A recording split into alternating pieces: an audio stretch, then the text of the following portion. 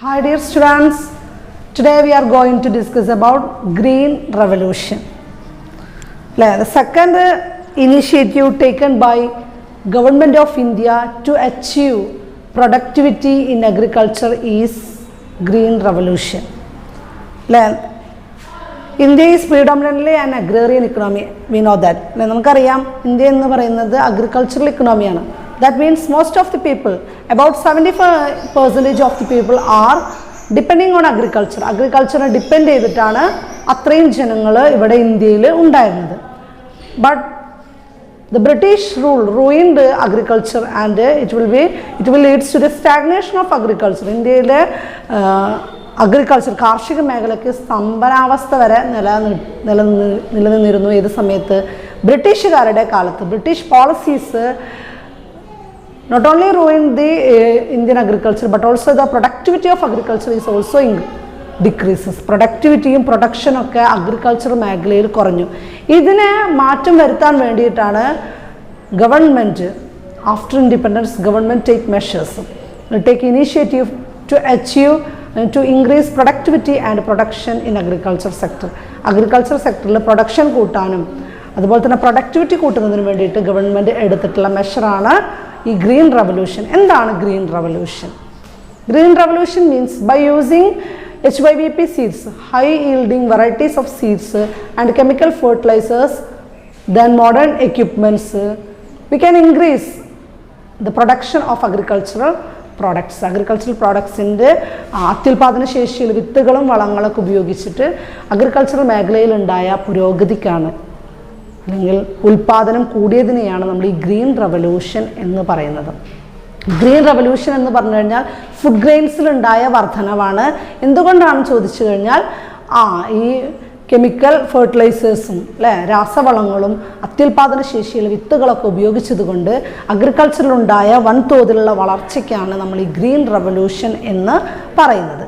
അപ്പോൾ ഈ ഗ്രീൻ റവല്യൂഷന് ഇന്ത്യയിൽ the father of green revolution in India is M.S. Swaminathan. M.S. Swaminathan ആണ് green റവല്യൂഷൻ്റെ പിതാവായിട്ട് നമ്മൾ കണക്കാക്കുന്നത്. What are the important ingredients അല്ലെങ്കിൽ what are the important factors which leads to green revolution? എന്തൊക്കെയാണ് ഗ്രീൻ റവല്യൂഷൻ ഉണ്ടാവാനുള്ള factors? അതാണ് നമ്മൾ ഡിസ്കസ് ചെയ്യുന്നത്. First factor is the HYVP seeds. HYVP seeds means high yielding varieties of seeds. High yielding varieties of seeds is the one of the important ingredient of the green revolution. HYVP seeds.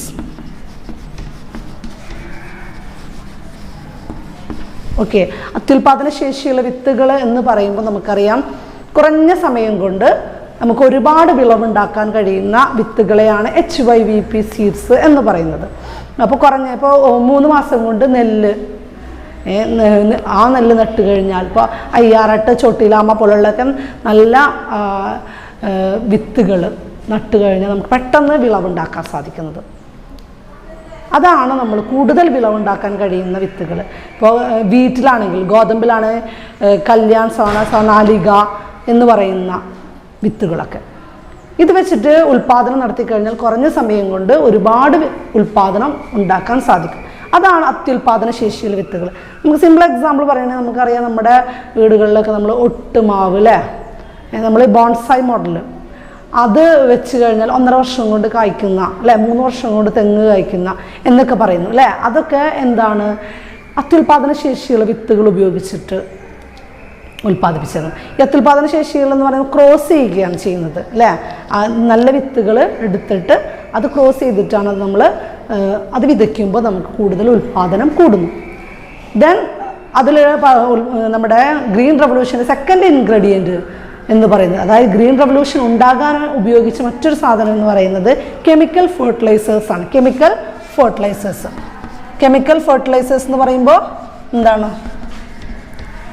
രാസവളങ്ങൾ.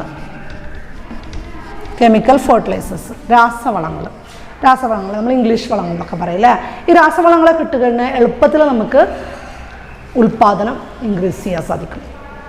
അപ്പോൾ ഉൽപ്പാദനത്തിലല്ല food ഗ്രെയിൻസിലുണ്ടായ അമിതമായ വർധനവിനാണ് നമ്മൾ എന്ത് പറയുന്നത്? Green revolution എന്ന് പറയുന്നത്.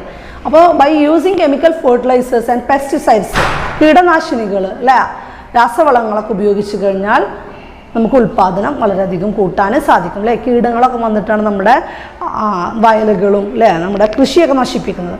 അപ്പോൾ അതിനൊക്കെ ഒഴിവാക്കാൻ വേണ്ടിയിട്ടുള്ള പെസ്റ്റിസൈഡ്സ് ഒക്കെ ഉപയോഗിച്ച് കഴിഞ്ഞാൽ we can increase production of agriculture അല്ലേ, പ്രോഡക്ട്സ്, അഗ്രികൾച്ചർ പ്രോഡക്ട്സിൻ്റെ പ്രൊഡക്ഷൻ നമുക്ക് ഇൻക്രീസ് ചെയ്യാം. Then modern implements. Modern implements എന്ന് പറയുമ്പോൾ എന്താണ്? Use of modern implements.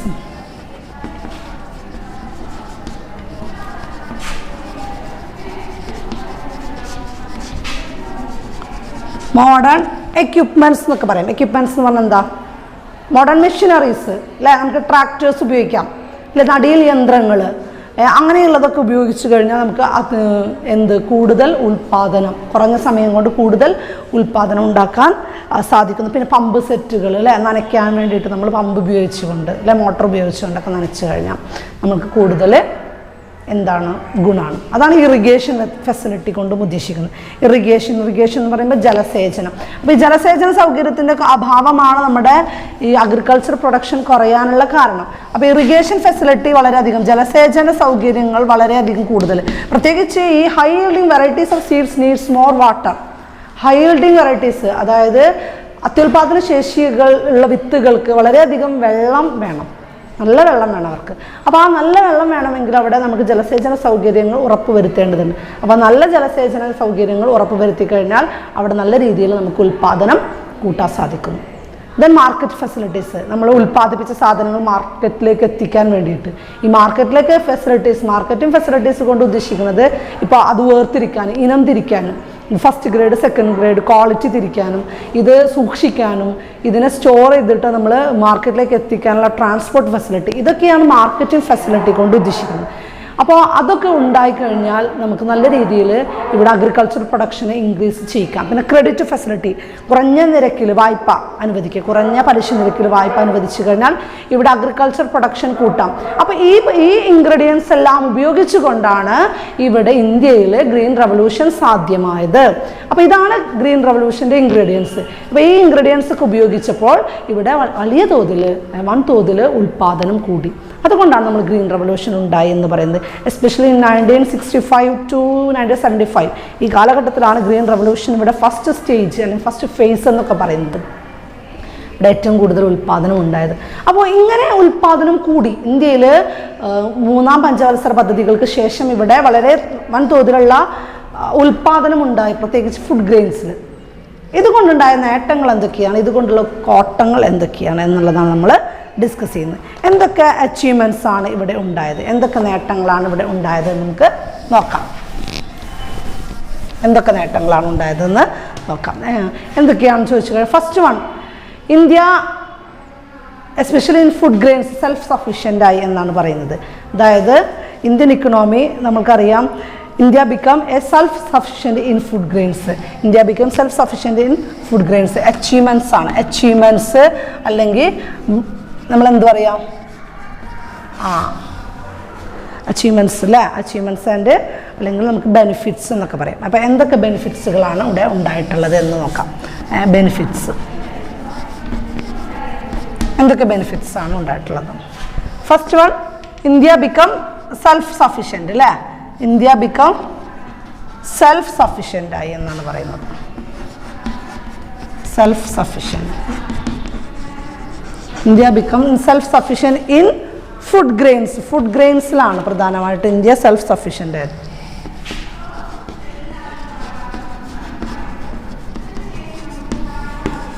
അതായത് ഭക്ഷ്യധാന്യത്തിൻ്റെ കാര്യത്തിൽ ഇന്ത്യ സ്വയം പര്യാപ്തത നേടി, സ്വന്തം കാലിൽ നിൽക്കാൻ ഇത് പ്രാപ്തമാക്കി ഈ green revolution. Then increased market surplus, ഇവിടെ മാർക്കറ്റ് സർപ്ലസ് കൂടി അല്ലേ, അതായത് കൂടുതൽ സാധനങ്ങൾ നമുക്ക് വിറ്റഴിക്കാൻ സാധിക്കുന്നുണ്ട്, അല്ലെങ്കിൽ മാർക്കറ്റിലേക്ക് വിൽക്കാനുള്ള പ്രോഡക്ട്സ്, അത്രത്തോളം പ്രോഡക്ട്സ് നമുക്ക് ഉൽപ്പാദിപ്പിക്കാൻ സാധിക്കുന്നു. അപ്പോൾ increased market surplus, increased market surplus, increased market surplus. Then ഉണ്ടായ ഒരു മാറ്റം എന്ന് പറയുന്നത് എന്താണെന്ന് ചോദിച്ചു കഴിഞ്ഞാൽ reduce dependence on import.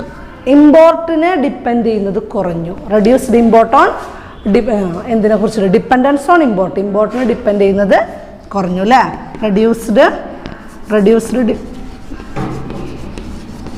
Imports കുറഞ്ഞു, കാരണം നമുക്കിവിടെ ഉൽപ്പാദിപ്പിക്കാം, especially food products. Then enabled government to stock more, അല്ലേ? ഗവൺമെൻറ്റിന് കൂടുതൽ സാധനങ്ങൾ ബഫർ സ്റ്റോക്കായിട്ട് ഗോഡൗണുകളിൽ സൂക്ഷിക്കാൻ ഇതുവഴി സാധിച്ചു.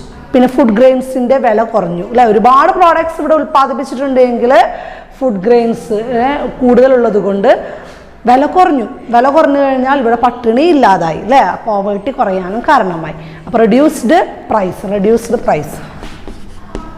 അപ്പോൾ ഗ്രീൻ റവല്യൂഷൻ ഇവിടെ ഉണ്ടായത് കൊണ്ടുള്ള നേട്ടങ്ങളാണ് reduced price. Enable government to store more, അല്ലേ? ദെൻ ഡിസ്ട്രിബ്യൂഷൻ സാധിച്ചു. കുറേ പ്രോഡക്ട്സ് ഉൽപ്പാദിപ്പിച്ചത് കൊണ്ട് തന്നെ എന്തുണ്ടായത്? Distribution of food grains through PDS, public distribution system വഴി, മാവേലി സ്റ്റോറുകൾ വഴി, റേഷൻ ഷോപ്പുകൾ വഴിയൊക്കെ എല്ലാവർക്കും വിതരണം ചെയ്യാനും ഇതുവഴി സാധിച്ചു. ഇതൊക്കെ ഗ്രീൻ റവല്യൂഷൻ കൊണ്ടുണ്ടായ നേട്ടങ്ങൾ ആണ്. എന്നാൽ നമ്മുടെ ഒരുപാട് ദോഷങ്ങൾ അല്ലെങ്കിൽ ഒരുപാട് ഫെയിലിയേഴ്സ്, കോട്ടങ്ങളും ഇതുകൊണ്ടുണ്ടായിട്ടുണ്ട്. എന്തൊക്കെയാണെന്ന് ചോദിച്ചു കഴിഞ്ഞാൽ, it will leads to the gap between rich and poor, increase the gap between rich and poor. പാവപ്പെട്ടവരും പണക്കാരും തമ്മിലുള്ള അന്തരം വളരെ കൂടുതലായി. ഇനക്വാളിറ്റി ഇൻക്രീസ് ചെയ്തു, അസമത്വം കൂടി. എങ്ങനെയാണ് അസമത്വം കൂടി എന്ന് പറഞ്ഞു കഴിഞ്ഞാൽ, നമുക്കറിയാം ഈ അത്യുൽപാദന ശേഷിയുള്ള വിത്തുകൾ വാങ്ങിക്കണമെങ്കിൽ നല്ല പണം വേണം. അതുപോലെ തന്നെ അതിന് വേണ്ടിയിട്ട് ആ വിത്ത് വെറുതെ ഇട്ട് കഴിഞ്ഞാൽ ഉണ്ടാവില്ല, അതിന് നല്ല നനയ്ക്കണം. അതുപോലെ ജലസേചന സൗകര്യങ്ങൾ ഉപയോഗിക്കേണ്ടതുണ്ട്, അതിനും പണം വേണം. പിന്നെ മോഡേൺ എക്യുപ്മെൻറ്റ്സ് ഉപയോഗിക്കണം. മോഡേൺ എക്യുപ്മെൻറ്റ്സ് ഉപയോഗിക്കുക എന്ന് പറഞ്ഞു കഴിഞ്ഞാൽ ഇപ്പോൾ ട്രാക്ടേഴ്സ് ഇതൊക്കെ ഉപയോഗിക്കണം. ഇതിനൊക്കെ വൻതോതിലുള്ള ചിലവ് വരുന്നുണ്ട്. പക്ഷെ പാവപ്പെട്ട കർഷകർക്ക്, അല്ലേ, ഇംപ്ലിമെൻറ്റ്സ് ഉപയോഗിക്കാനും ഇതിനൊന്നും പണമില്ല. അപ്പോൾ അതിന് പണം കുറവായത് കൊണ്ട് കുറച്ചും കൂടിയും പണമുള്ള റിച്ചായിട്ടുള്ള ഫാമേഴ്സാണ് ഇത് പ്രൊഡ്യൂസ് ചെയ്യുക. അപ്പോൾ അവർ അത് പ്രൊഡ്യൂസ് ചെയ്യുന്നത് കൊണ്ട് കൂടുതൽ എന്തായിട്ട് മാറുന്നു? കൂടുതൽ ഉൽപ്പാദിപ്പിക്കുകയും കൂടുതൽ വിൽക്കുകയും പണം ഉണ്ടാക്കുകയും ചെയ്യും. എന്നാൽ പാവപ്പെട്ടവർക്ക് ഇത്രയും ഭീമമായ സംഖ്യ എടുക്കാൻ സാധിക്കാത്തത് കൊണ്ട് അവർ സാധാരണ പഴഞ്ചൻ രീതിയിലൂടെ കൃഷി ചെയ്യുന്നു. തൽഫലമായിട്ട് അവർക്ക് വേണ്ടത്ര ഉൽപ്പാദനവും ലഭിക്കുന്നില്ല. അപ്പോൾ അവർ പാവപ്പെട്ടവരായിട്ട് മാറുന്നു, പണക്കാരനായിട്ട് തന്നെ മാറുന്നു. അതുകൊണ്ട് the gap between rich and poor is very increased. ഈ ഗ്രീൻ റവല്യൂഷൻ കൊണ്ട് പാവപ്പെട്ടവരും പണക്കാരും തമ്മിലുള്ള അസമത്വം വർദ്ധിച്ചു എന്നാണ് പറയുന്നത്. ദെൻ നമുക്കറിയാം കീടബാധകൾ ഉണ്ടാക്കിയിട്ടുണ്ട്. നമ്മുടെ HYVP സീഡ്സ്, അല്ലേ, കീടനാശിനികൾ ഉപയോഗിക്കുന്നത് കൊണ്ട് നമ്മൾക്ക് വേണ്ട നല്ല കീടങ്ങളെ പോലും കൊല്ലും. നമ്മൾ അത് നമ്മുടെ കൃഷിയിടത്തിൽ വന്നിരിക്കുന്നത് നല്ല കുറേ കീടങ്ങൾ അത്യാവശ്യം, നമ്മൾ വണ്ട്, ഇതൊക്കെ വളരെ അത്യാവശ്യമുള്ളൊരു കാര്യമാണ് കൃഷിക്കൊക്കെ. പക്ഷേ അതൊന്നും നമ്മൾ നോക്കുന്നില്ല. അവിടെ മൊത്തം പെസ്റ്റിസൈഡ്സ് അടിച്ചു കഴിഞ്ഞാൽ ഓട്ടോമാറ്റിക്കായിട്ട് നല്ലതും ചീത്തയൊക്കെ ചത്തൊടുങ്ങുന്നു. പിന്നെ പെട്ടെന്ന് കീടബാധ വരും. ഈ HYVP സീഡ്സിനും പെട്ടെന്ന് കീടബാധ ഉണ്ടാകുന്നതായിട്ട് കാണാം. അതൊക്കെ ഇതിൻ്റെ ഒരു ഡ്രോബാക്കാണ്. ദെൻ പറയുന്നത് അൺഎംപ്ലോയ്മെൻറ്റ് വർദ്ധിച്ചിട്ടുണ്ടെന്ന് പറഞ്ഞു കഴിഞ്ഞാൽ ഈ മോഡേൺ എക്യുപ്മെൻറ്റ്സ് ഉപയോഗിക്കുന്നത് കൊണ്ട്, അല്ലേ, ഇപ്പം നടീൽ യന്ത്രം ഉപയോഗിക്കുന്നത് കൊണ്ട് ഒരൊറ്റ മെഷീൻ മതി. എന്നാൽ ഞാറ് നടാൻ എത്രയോ ആളുകൾ വേണം, അല്ലേ? ഒരു വയലിൽ ഞാറ് നടണമെങ്കിൽ ഒരുപാട് ആളുകൾ വേണം. പക്ഷേ ഈ നടീൽ യന്ത്രം വന്നതുകൊണ്ട് ഒരൊറ്റ യന്ത്രം മതി. അപ്പോൾ ഒരുപാട് ആളുകൾക്ക് ജോലി നഷ്ടപ്പെട്ടു. ഇതും ഇതിൻ്റെ ഒരു ഡ്രോബാക്കാണ്. ദ ലാസ്റ്റ് വൺ പറയുന്നത് എന്താണെന്ന് ചോദിച്ചു കഴിഞ്ഞാൽ, first stage it was mainly on വീറ്റിലാണ് ഇതിൻ്റെ ഉൽപ്പാദനം കൂടുതലായിട്ട് കണ്ടത്. അഗ്രികൾച്ചർ പ്രോഡക്ട്സിൻ്റെ ഉൽപ്പാദനം കൂടി എന്നാണ് പറയുന്നത് എങ്കിലും ഇത് പ്രധാനമായിട്ടും വീറ്റിൻ്റെ പ്രൊഡക്ഷനാണ് കൂടിയിട്ടുള്ളത്. അതുകൊണ്ട് ഇതിനെ വീറ്റ് റവല്യൂഷൻ എന്ന് പറയുന്നതാകും ഒന്നും കൂടി ബെറ്റർ എന്നാണ് പറയുന്നത്. എനിവേ ഒരുപാട് ഡ്രോബാക്സ് ഉണ്ടെങ്കിലും ഒരുപാട് മെറിറ്റ്സ് നമ്മുടെ ഗ്രീൻ റവല്യൂഷൻ ഉണ്ടായിട്ടുണ്ട്. അപ്പോൾ ഗ്രീൻ റവല്യൂഷൻ എന്ന് പറഞ്ഞു കഴിഞ്ഞാൽ സിമ്പിളായിട്ട് പറയുകയാണെങ്കിൽ അത്യുൽപാദന ശേഷിയുള്ള വിത്തുകളും വളങ്ങളും ഉപയോഗിച്ച് കഴിഞ്ഞിട്ട് നമ്മുടെ അഗ്രികൾച്ചർ പ്രൊഡക്ട്സിൽ ഉണ്ടായിട്ടുള്ള വർധനവിനാണ് നമ്മൾ എന്ത് പറയുന്നത്? ഗ്രീൻ റവല്യൂഷൻ എന്ന് പറയുന്നത്. Okay, thank you for watching video.